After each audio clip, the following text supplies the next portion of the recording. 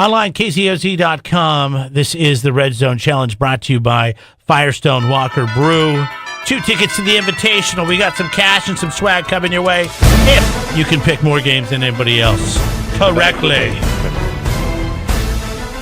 Standing To by. repeat this message, press the star key. Oh, hold on a second. I don't have him here. It was nice to hear from David Walker. Try to connect you. Yeah. Good work. Oh, It's very soothing. It's very soothing. To repeat this message.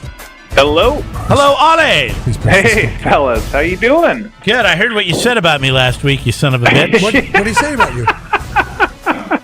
He liked Matt's strategy better than me. He said Matt had better things to say for reasons for picking, and he was talking about picking a mascot, a horse over a person. Didn't you go 3-2? Didn't you go better than 500? I did. I went 3-2. That's better than you've done in recent weeks. And I would have went 4-1, except for the damn Kansas City Chiefs couldn't pull it out. Ollie's assessment was correct. I don't know if it's correct. I'm glad you actually listened to those.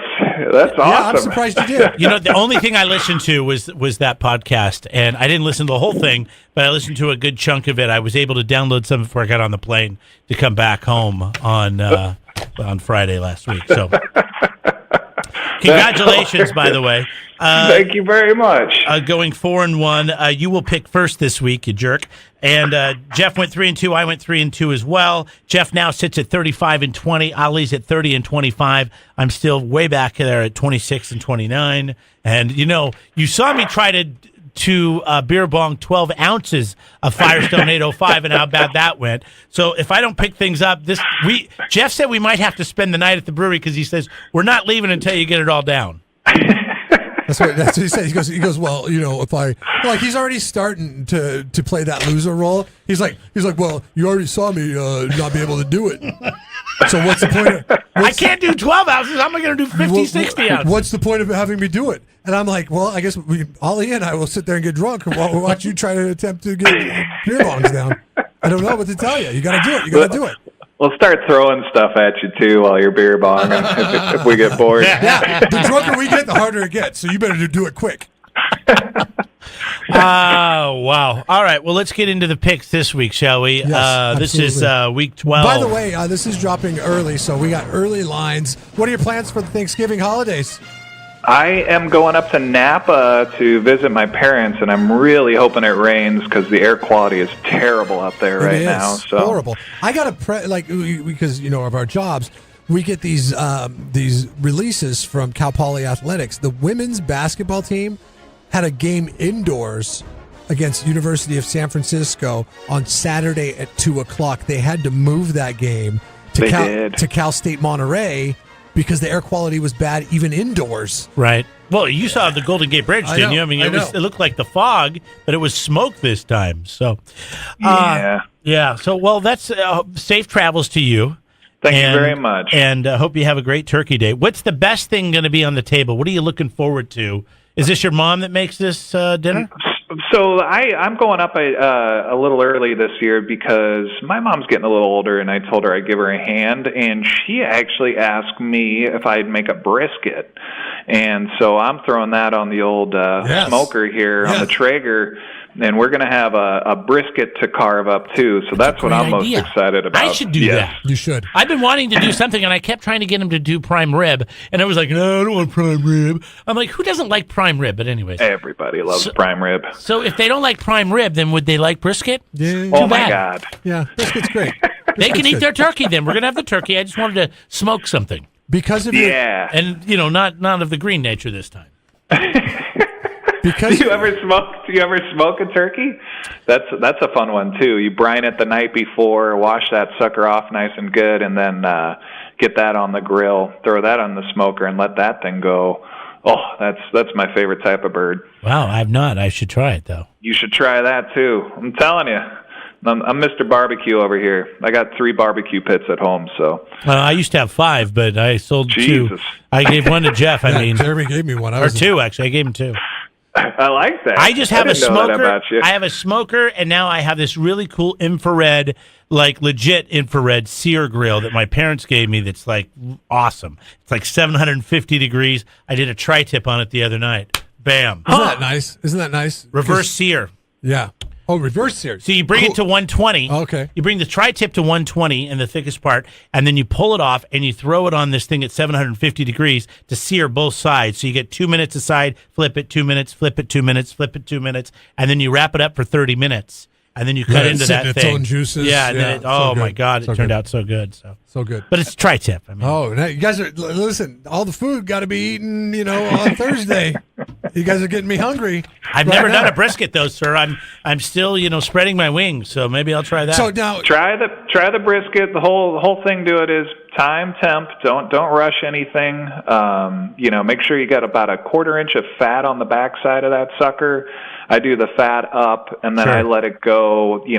I do 185 for, depending on how many pounds. I'll let it go up. Essentially, 3/4 of the time I'll do it at 185, and then I'll turn it up to 225 for the end of it. These Traegers nowadays, it's such cheating. It's the best. Yes, it is. But and then you wrap it up the tin foil and the towels, throw it in the cooler, let it go for an hour or two, and man, you got delicious brisket after that. wow, the cooler and everything. I don't have a cooler. Yeah. I guess I do. I have a cooler I could use.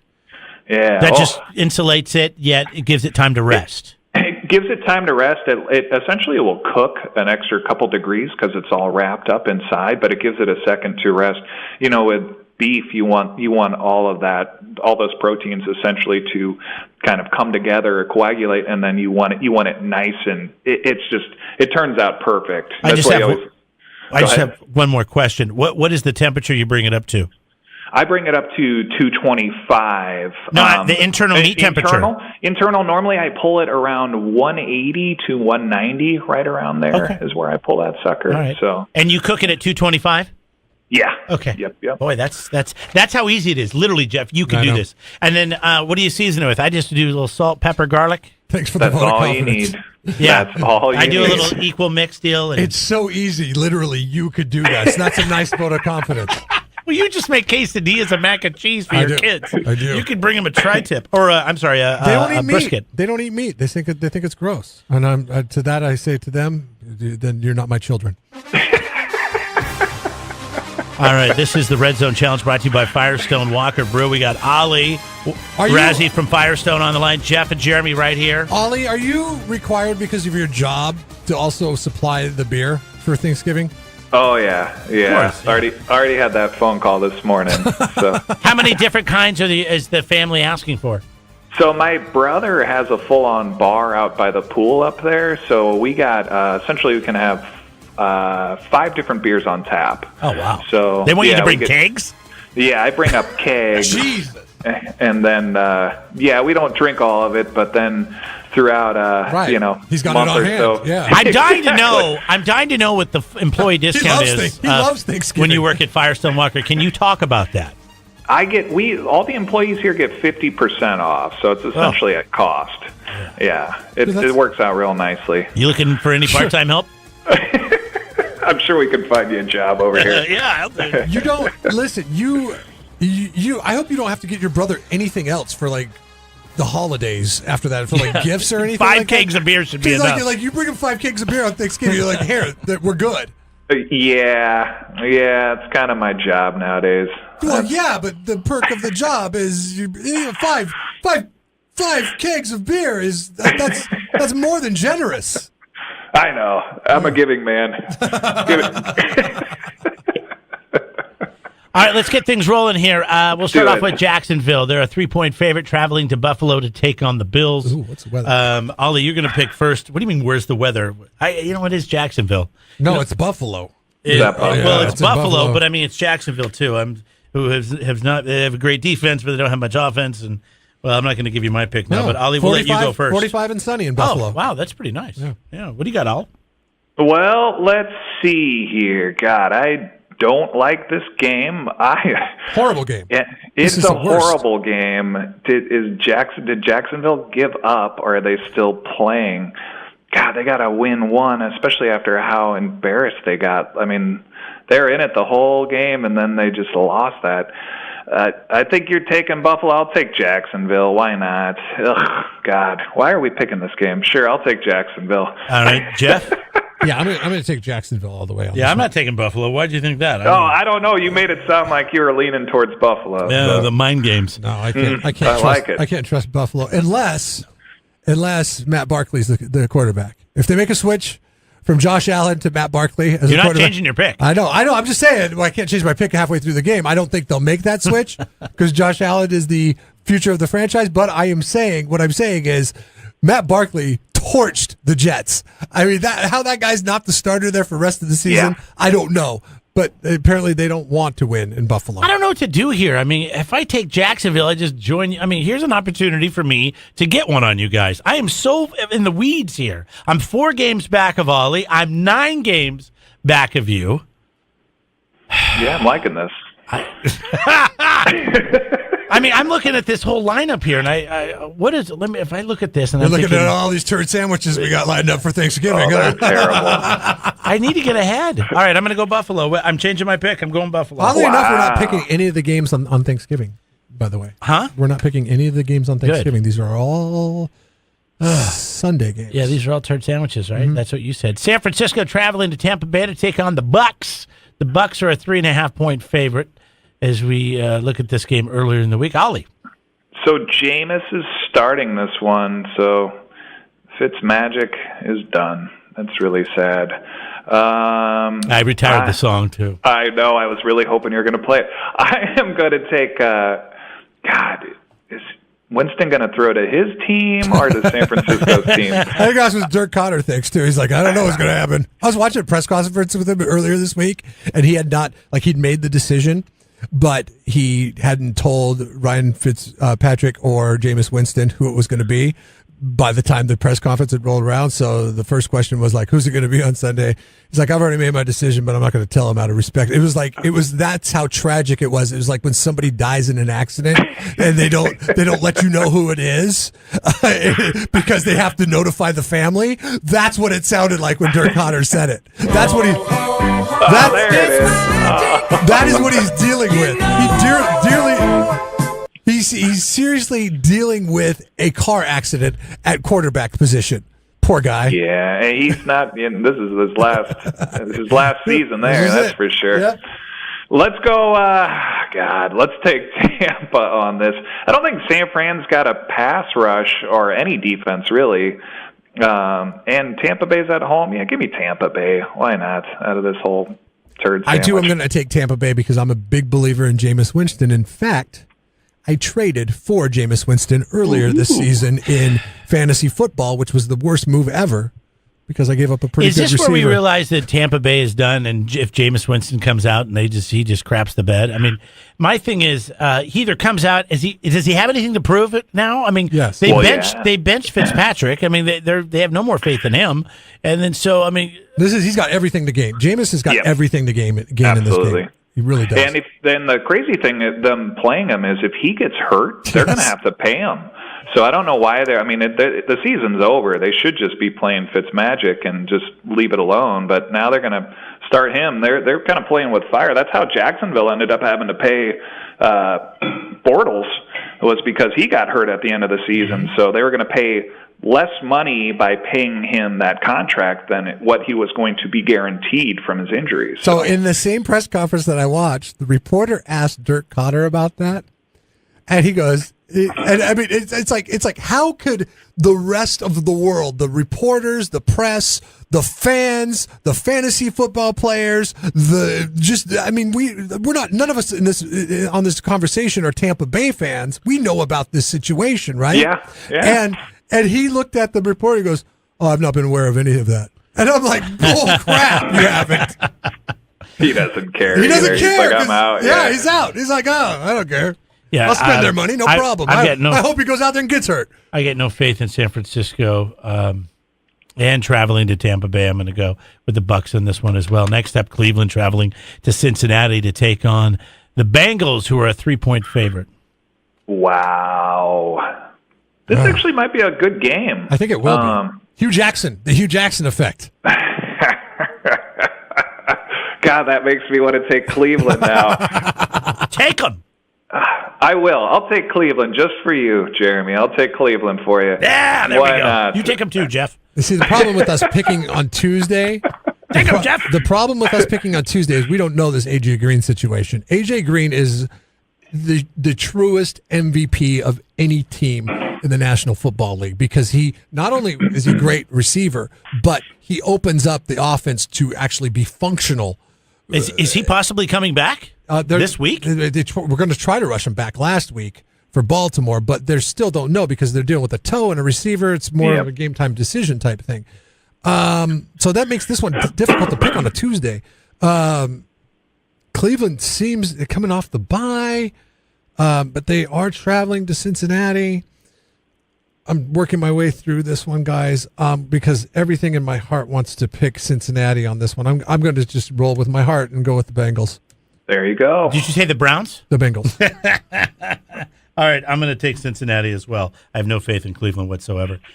Seattle traveling to Carolina. Carolina's a 3.5-point favorite. I was gone last week. I didn't watch any football. I Thursday night football, I was literally in this little Mexican town walking around on a street fair trying to poke my head into static TVs that were playing this game. That was such a great game, too. And so at times I saw the Seahawks down. I know they came back and won it at the end. I know everybody's talking about Aaron Rodgers just doesn't have it anymore.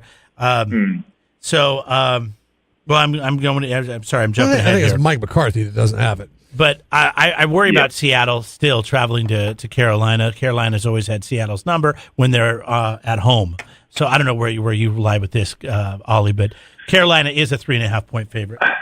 So I bet on Carolina last week, and they really messed me up, man. Which should have been easy money on paper. Yeah, it should have been. That was chalk. That was and we all say good job on going for two, right? I mean, and he had to pass. No. You don't go for two in that situation. You're on the road. No, you don't go for two in that situation because Detroit had 3 timeouts, okay? They were going to give the ball back to Detroit. All Detroit would have had to do is go down and kick a field goal and win the game. So you're better off kicking it because if Detroit gets the ball back, they're going to try to go for it on all 4 downs and get that yardage. Whereas if they go 3 and out, then they would punt and then they would go into overtime. The guy missed the ball. It was thrown right to him. A horrible kicker that day too. So that's another. But you still got to have faith in your guy to kick an extra point. He was my streaming kicker of the week, and that didn't work out for me or the Wet Willies. Willies. They lost. Yeah. That's probably why they lost. Yeah, I didn't get the whole thing either. I tuned it in. I was like, what are they? I don't know. I don't understand that. I'm going to take Carolina because I know you guys are going to want to take Seattle. Carolina is not. They're not awful, and I think it'll be a tough game. Like you said, I think Seattle and Carolina play real tough. I don't know if they cover the 3.5, but I think they pull it out. They have to win this game, or else they're kaputzed at this point for the playoffs. For both teams are really kaput for the playoffs. This is a wild card play-in game. And I like everything about this game because it'll probably be the more entertaining of the games this week. Because it being Thanksgiving weekend, you're thinking, okay, football. And then you look at these games, you're like, I saw that Atlanta is a 13-point dog against the division rival in the New Orleans Saints. I saw that too. I actually got really kind of excited. I got a parlay for Thanksgiving I'm all excited about, but I hope you're big on Atlanta, right? I am. Okay, I love any team that's getting that many points, especially divisional.